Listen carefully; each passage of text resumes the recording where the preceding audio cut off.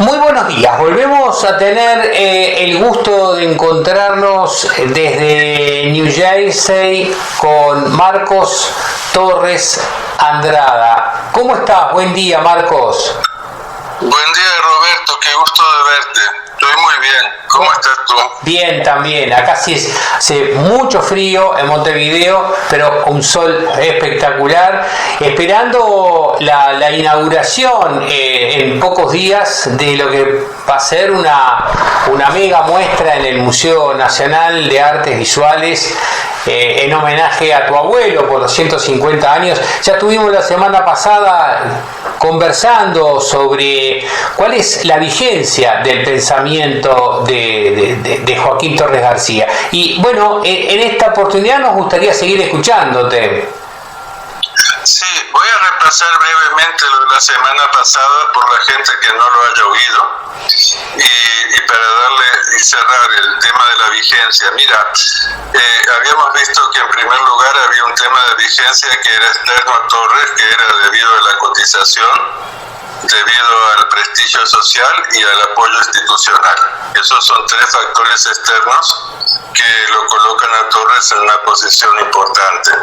Los segundos tres factores son propios a la personalidad y la obra de Torres, es decir, su logro como artista y sus obras de arte, su capacidad como docente y su contribución a la teoría del arte en la primera mitad del siglo XX, que fue muchísima obra. Sí, yo creo que si se juntara todo lo que él escribió y publicó, no lo que queda inédito, sino lo que escribió y publicó, podrían ser cerca de 16 tomos de unas 200 páginas, un poco más o menos, según el tipo de imprenta que se emplee. Y después hay tres otras cosas que lo trascienden, pero que él las supo abordar muy bien. Primeramente está el tema de que fundamentó su obra en ciertos elementos del movimiento cósmico. Por eso el monumento cósmico y todo eso, y sus preocupaciones calendáricas. Y después tenemos el tema de que centró mucho de su atención en lo que es una definición trabajable de cultura para la situación cultural general de los pueblos de este continente.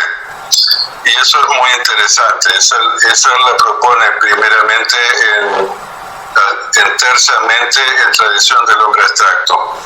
Y en Universalismo Constructivo, que tiene como subtítulo Contribución a la unidad de la cultura y el arte de América, hay que decir que para lograr eso, primeramente hay que estudiar cómo sería la unidad de América en la cultura y el arte. Quiere decir que vamos a una doble situación ahí. Y hay que decir la verdad que muchas tragedias en este continente vienen por choques culturales y étnicos, no solamente por temas de lucha de clases y lucha de intereses simplemente económicos y políticos. También hay problemas culturales de cómo se deshumaniza a la gente cuando no se la entiende o cuando no se la quiere entender. Y en tercer lugar, Torres hace una propuesta muy interesante, que es cómo el individuo, a través del conocimiento profundo de sí mismo, llega a un espacio del núcleo esencial de su individualidad que le da acceso a la trascendencia. En ese sentido, curiosamente, está alineado con lo que son ciertas tradiciones muy antiguas del cristianismo, por ejemplo, con el cristianismo gnóstico, en el cual se entiende que es a través del conocimiento profundo del alma humana que se llega al conocimiento de lo divino.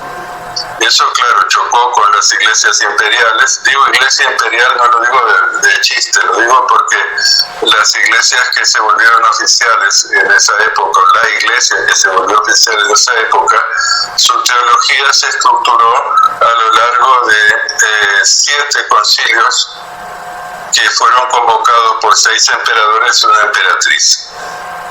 Eso fue lo que creó la base fundamental de la Iglesia Católica bizantina y después eso lo continuó la Iglesia romana y lo continúa la Iglesia. Todas las iglesias protestantes aceptan esas 7 bases, aunque decir todas las iglesias protestantes es una exageración, porque en realidad hay unas 43.000 denominaciones cristianas. Es decir, es lo que está registrado en los estudios que se han hecho. Por tanto, la gran mayoría son protestantes. Entonces, digamos que en general las iglesias que aceptan el credo niceno, más o menos, porque hay 250 credos más a lo largo de la historia del cristianismo, se fundamentan en los 7 concilios. Ahora, el cristianismo anterior a eso, de los cuales muchos son gnósticos y posteriores, dicen que no es lo que te enseña la iglesia, sino que es a través de entrar a la profundidad de tu alma que vas a encontrar tu conexión con la divinidad. Y entonces ese es el tercer punto que lo hace a Torres vigente, que muy claro de cultivo psicológico hacia lo que él llamaba la realización integral de los potenciales humanos, que está conectado con lo que Jung llamaba la individuación. En el libro de los compañeros de Burbidge hay un capítulo que lo escribí yo, que es sobre el constructivismo y la individuación, o el constructivismo y la individuación en el taller Torres García, una cosa así. Y a través de ese proceso de individuación, bueno, primero hay que llegar a una psique funcional, después ir orientándolo hacia lo que es la individuación, la realización integral de los potenciales humanos, y luego la trascendencia, que es la reintegración hacia lo que sería la dimensión primordial del ser humano, que es algo así como lo que en la Cábala llaman el Adam Kadmon. Pero bueno, es un atrevimiento ponerme a hablar de Cábala porque no es un tema que conozca, pero ciertamente me tienta hacer un paralelismo, aunque tenga también un paralelismo con lo que en el hinduismo llaman el Vishvapurusha, como ser el ser universal, y en el constructivismo se dice la reintegración al hombre abstracto, en realidad el antropos, es el concepto primario en las religiones mediterráneas, griegas mediterráneas.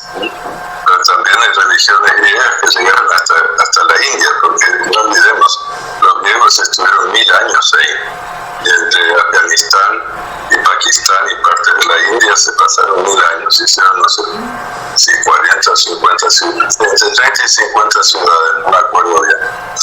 Así que esos 9 puntos son lo que hace que la enseñanza de la contribución de Torres García sea muy vigente. Ahora, los 3 puntos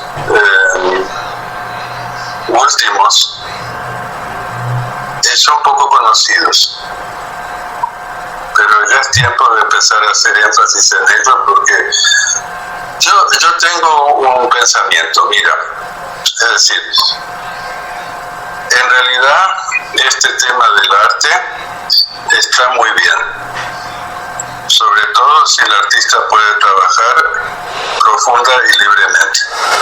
Ahora, los artistas normalmente tienen el problema de las finanzas. Pocos artistas pueden vivir de su arte, por tanto, tiene que ser una especie de forma como la persona se maneja su tiempo y su día a día para tener un rato para pintar. Y si quiere pintar sistemáticamente, hacer sus 4 o 5 horas de trabajo al día pintando y después dibujando un par de horas más después que se puso el sol, es lo que hacía mi padre. Es tomar el riesgo de saber que ni vas a tener jubilación, ni seguro médico, ni nada. Triunfás y salís adelante, o no triunfás, no te entienden, y chao. El tomate vas a acabar muy mal. Así que es una opción heroica. Entonces, no todo el mundo quiere seguir ese camino, pero sí todo y es lo que les pasa, y es lo que nos pasa a la mayoría de los artistas, ¿no? El no poder vivir de lo que hacemos, en definitiva. Sí, es trágico. Es muy trágico eso, porque el artista sufre enormemente, la gente alrededor de él no lo entiende y siempre tienen una carretilla llena de reproches, y la sociedad se pierde de una persona creativa. Ahora, no todo el mundo quiere ser artista, pero sí todo el mundo quiere llegar al máximo de lo que puede hacer como individuo y llegar más allá de eso, porque al final del camino lo que a nosotros nos espera es lo que los esperó a todos los que vinieron antes. Lo entendemos, nuestra vida va entre una inhalación y una exhalación, y al final uno dice, bueno, ¿y ahora qué? Bueno, ¿ahora qué? Eso decía Platón, que la filosofía es una preparación para la muerte. Y en ese sentido, si no se entiende bien el tema de la fragilidad nuestra como seres humanos, es muy difícil llegar a una plenitud existencial. Entonces, por eso yo me he preocupado mucho estos años, y sí con la orientación de mi padre cuando estaba vivo en años anteriores, de ver cómo presentar estas enseñanzas de una forma que le puedan servir a cualquiera, que le pueda servir a un artista, que le pueda servir a un científico, que le pueda servir a una persona que tiene un trabajo que no es nada específicamente relevante o brillante, o que tiene una vida muy normal, o que tiene una vida muy difícil, que le pueda servir a una persona que tiene un problema de adicciones, que le pueda servir a una persona que esté privada de libertad. En una palabra, que le pueda servir a cualquiera. Ahora, eso ha sido un gran esfuerzo. Yo no creo que se haya llegado en mi esfuerzo ni a la 10ª parte de lo que sea necesario llegar. Pero creo que es el tiempo de entregarlo para que otra gente tome la antorcha y haga lo que pueda también. Por favor, no hagan un incendio. Eso de las antorchas es peligroso. Y las antorchas intelectuales son muy peligrosas. Sí, tal cual. Sí, ahí está. Esos son los 9 puntos que estábamos hablando anteriormente. Genial. Y creo que esto es muy ilustrativo, porque digamos esto nos saca de la visión de un Torres García solamente plástico, ¿no? Y nos da toda una dimensión de trascendencia. Vos repetime, 200 páginas por tomo, 16 tomos si se compilara la obra de Torres. Sí, es decir, si compilás desde la primera publicación de él en 1900 en Barcelona hasta lo último que se publicó póstumo en el 52 por la Facultad de Humanidades, que después lo volvió a publicar en el 65 la Biblioteca Nacional, que fue recuperación del objeto, yo calculo que serían unos 16 tomos de 200 páginas cada uno. Es decir, Universalismo en su edición Príncipe tiene 1000 páginas. Quiere decir que si lo partís en 200 páginas sacaría 5 tomos. Recuperación del objeto lo podés tener en 2 tomos. Y lo aparente y lo concreto puede quedar en 2 tomos. Ahí tenemos 9 tomos. Después tendrías estructura 10. Y luego tenés historia de mi vida y, ¿cómo se llama? Y la ciudad sin nombre, serían 11 y 12. Y luego tenés obras más pequeñas que podrían ser, por ejemplo, Metafísica de la Prehistoria, La Regla Abstracta, Tradición del Hombre Abstracto, lo podés poner en otro tomo, junto con Mística de la Pintura, serían 13 tomos.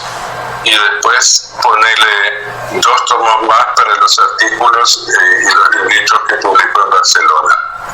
Y las cartas que hay con Barradas y las cartas del periodo catalán, que eso lo hizo el trabajo una investigadora, Pilar García Sedas, hizo un muy buen trabajo. Y entonces ahí tendría 16 tomos a grosso modo. Y yo creo que habría que ponerle 5 tomos más auxiliares. Uno de un diccionario, porque Torres García agarraba las palabras y las redefinía, explicaba prolijamente lo que estaba diciendo, pero no tiene nada que ver con lo que dice el diccionario, tenía muy poco que ver. Y después habría que hacer un tomo de índice, y después los otros 3 serían para contextualizar lo que está haciendo, porque aunque él no usaba de las citas demasiado prolijamente, mejor dicho, muy esporádicamente, sí, yo he hecho la investigación para ver de dónde sacaba él muchas de sus ideas y lo que estaba pasando en la época que él vivía.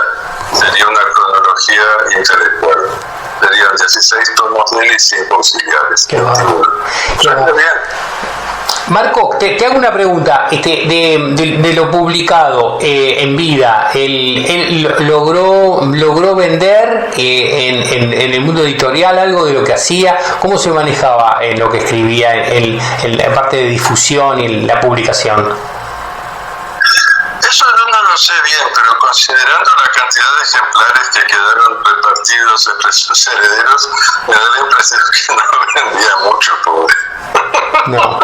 Decime, Marcos, ¿y la pintura lograba vender? ¿Cómo era su situación económica cuando estaba viviendo en Uruguay? Su situación económica era, ¿cómo te diría? Entre estoico y espartano. Los espartanos se especializaban en ser muy, como te diría, exiguos en sus gastos, y los estoicos en aguantarse como podían. Torres consiguió un empleo para dar unas conferencias ya cuando llegó en Facultad de Arquitectura, y después él siguió dando sus conferencias en Facultad de Humanidades, pero básicamente, bueno, tenía escasos ingresos, ¿no? La prueba de eso es que para construir su casa en Caramurú, su casa en Punta Gorda, Caramurú y Grito de Gloria, tuvo que vender una cantidad de cuadros, unos 50 pesos en cuotas. 50 pesos, o sea que tuvo que vender, perdón, ¿cuántos cuadros tuvo que vender entonces para comprarse la casa, digamos? No sé, pero tuvo que sudarlo bastante. Sudarlo. Porque el taller Torres García no producía dinero. Lo que producía era mucho trabajo, la gran satisfacción de compartir lo que él había logrado, pero la verdad es que sus estudiantes en su gran mayoría estaban un poco exiguos de dinero, y como no ayunaban una vez al mes para reunir la plata para la cuota del local, frecuentemente había problemas para pagar el local. Ahora, es una gran cosa inspirar a la gente a que ayuden una vez al mes para juntar dinero para la iglesia, como hacen los mormones, o para una causa importante, porque entonces uno sabe que la dificultad que uno está pasando, la está pasando por algo que uno valora. Marco, tú en la primera parte de la charla hablabas un poco de la vigencia en cuanto a la situación del mercado, que hoy Torres está en un boom, digamos. ¿Cuándo comienza a ser valorado por el mercado y a partir de qué circunstancias? Bueno, es decir, Torres, hay que entender que el taller Torres García y la Asociación de Arte Constructivo hacían exposiciones muy frecuentemente. Yo no me acuerdo bien de todos estos datos, pero yo creo que hicieron más de 200 exposiciones colectivas, y en ellas participaba él también de vez en cuando. Ahora, fatalmente, si uno hace tantas exposiciones, en algún momento uno va a tener una presencia local. Pero para que tuviese una presencia internacional, entonces la familia decidieron hacer la promoción de Torres, y entonces viajaron con algunas obras para la Bienal de Venecia. No fue un éxito. ¿En qué año fue eso? 1950, si mal no recuerdo. Y entonces después siguió, y Horacio se vino a vivir a Estados Unidos en la década del 70, o tal vez a finales del 60, y él murió aquí en Nueva York. Y él hizo un enorme trabajo, pero la que hizo la parte del trabajo continuo durante las décadas que siguieron fue Cecilia. Hay que decir que Cecilia hizo varias contribuciones muy importantes a que Torres García fuera conocido. Vamos a ver. Primero, se movió en el mundo de lo que es el mercado del arte, que es un mundo muy difícil, y consiguió establecer una serie de precios y de cosas y manejarse para que eso fuese subiendo.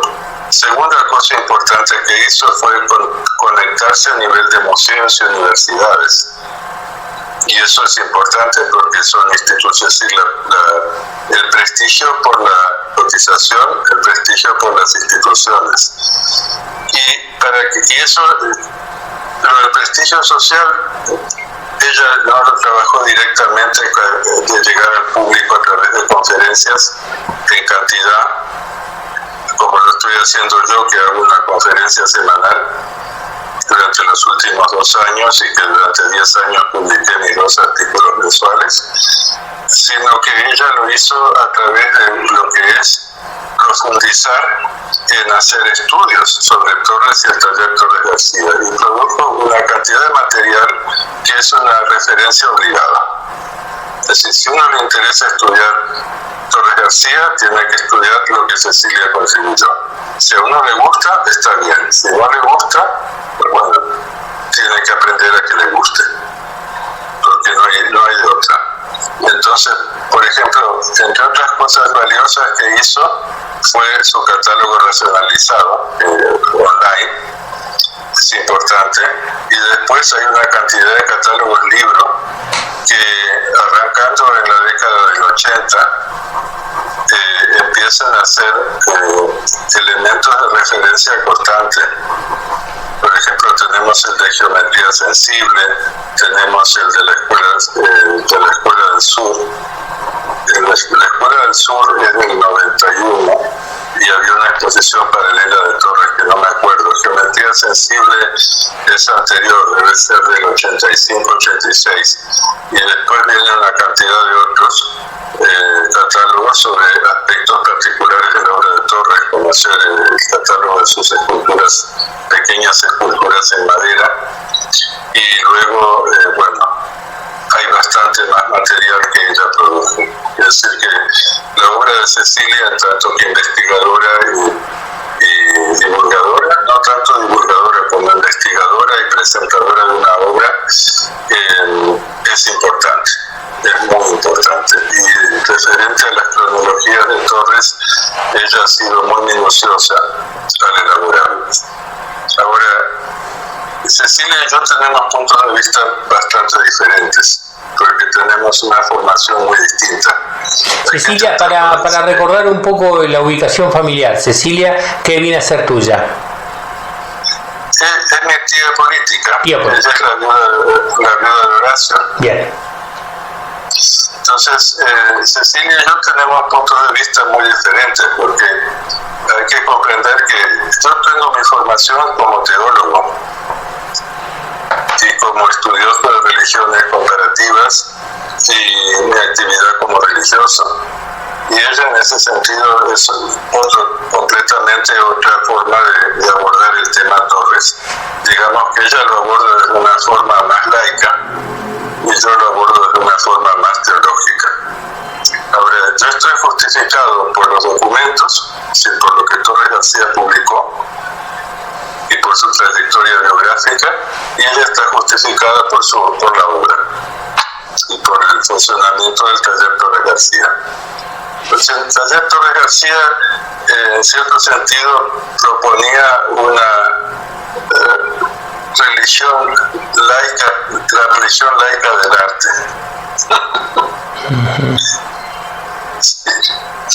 Sí. Suena rarísimo, ¿no? Suena raro. Suena como las convergencias paralelas o cosas así. Y un día, hablando con mi madre, me dice, es que nosotros practicamos la religión del arte. Está bueno. Interesante. Pero Marcos, sí, Cecilia tiene una galería en Nueva York, ¿no? Sí, tiene una galería. Ahí está. Ya. La verdad que fue fantástico charlar contigo. Siempre se aprende cada vez más de la vida de este hombre y de todo el movimiento que generó. Te agradezco muchísimo y bueno, seguimos en contacto. Seguimos. Un abrazo, Roberto. Muchísimas gracias por darme esta oportunidad de compartir todo esto. Para nosotros fue un gustazo. Y bueno, siempre estas fechas redondas siempre ayudan a hacer recapitulaciones y ver qué sigue pensando la gente, porque vos seguís trabajando en conferencias, me decís todas las semanas, ¿no? Todos los meses haces conferencias. Sí, yo ahora estoy viendo cómo hago para juntar todo ese material y ver de ponerlo en internet. Es decir, yo ahora estoy juntando lo que Torres García publicó y está en jtorresgarcia.wordpress.com. Bien. Ahí se puede ver lo que hay. Entonces es muy poquito, pero vamos a hacer el esfuerzo de tratar de poner fotos o fotocopias de todo lo que publicó para que sea la edición príncipe. Claro. Y por otra parte, yo tengo que ver cómo hago para juntar todas estas conferencias y artículos y ya darles acceso, porque los artículos los publiqué en 2 periódicos uruguayos, el de norte a sur, que son asequibles, es decir, si uno lo ve por internet, de norteasur.com, y el otro es Banda Oriental. ¿El editorial? Banda Oriental, el periódico. Banda Oriental Latinoamérica, es un periódico de aquí de New Jersey. Y ellos, dejaron de publicar en papel hace unos 6 años, y de norte a sur también. Y después se hace la publicación informática. Entonces, ¿pero estos periódicos tienen versión digital o no? Sí, de norte a sur sí. Banda Oriental creo que la tiene en Facebook. Okay. Yo ahora volví a publicar en de norte a sur, pues me tomé un receso de unos 6 años. Porque yo te digo una cosa, Roberto, el preparar 2 artículos mensuales no es jamón. Sobre todo cuando a uno eso de escribir se le hace un poco complicado, y encima, según parece, lo que escribo suena como quien vacía un camión de cemento lleno de piedras. Entonces necesito que alguien me ayude a corregir el estilo porque es deplorable. Claro. Y el tema, las faltas de ortografía no hago muchas, pero gramaticales tengo mis problemas. Y eso que estudié, la última vez que tomé un curso de castellano fue hace 10 años. ¿Vos estás allí, estás viviendo en Estados Unidos desde cuándo? Desde el 2001. 2001. Bueno, pero en general siempre hablo español. Donde vivo siempre vivo en sitios donde la gente se pone parlante. Claro. Bueno, de nuevo, Marcos, un gran agradecimiento por este encuentro. Muchas gracias. Bueno, gracias a ti, Roberto. Chao. Que estés bien. Chao.